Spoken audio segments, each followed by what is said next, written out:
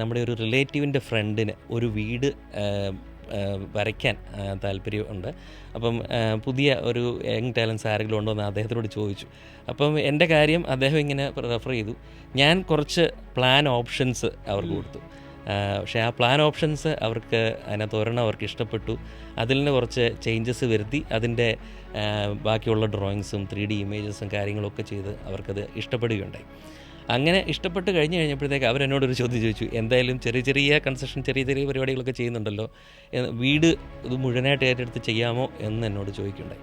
പക്ഷേ അന്നേരം എനിക്കത് വലിയൊരു എന്താ പറയുക ഹെർക്കൂലിയൻ ടാസ്ക് പോലെ എനിക്ക് തോന്നി. കാരണം നമ്മളിൽ ഒത്തിരി എന്താ പറയുക മൂലധനമൊന്നുമില്ല, അതോടൊപ്പം തന്നെ ലേബേഴ്സ് ഒത്തിരി ഇല്ല. പക്ഷേ ഞാൻ അത് എന്താ പറയുക കുറച്ച് ഒരാഴ്ച സമയം എടുത്തുകൊണ്ട് ഞാൻ അവർക്കൊരു കൺഫർമേഷൻ പറയുകയായിരുന്നു.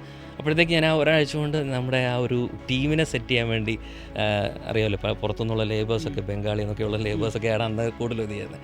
പക്ഷേ അത് അവർ കുറച്ചുപേരൊക്കെ അപ്രോച്ച് ചെയ്തു. അവരെയും വിളിച്ചുകൊണ്ട് 2010 ഞാൻ ആ ഒരു വീടിൻ്റെ പണി ആരംഭിക്കുകയായിരുന്നു. അതിൻ്റെ ഒരു നല്ല വശം എന്ന് ഞാൻ കാണുന്നത് വെച്ചാൽ ആ വീട് പണി എനിക്ക് വളരെ നല്ല ഒരു സക്സസ്ഫുള്ളായിട്ട് വന്നു.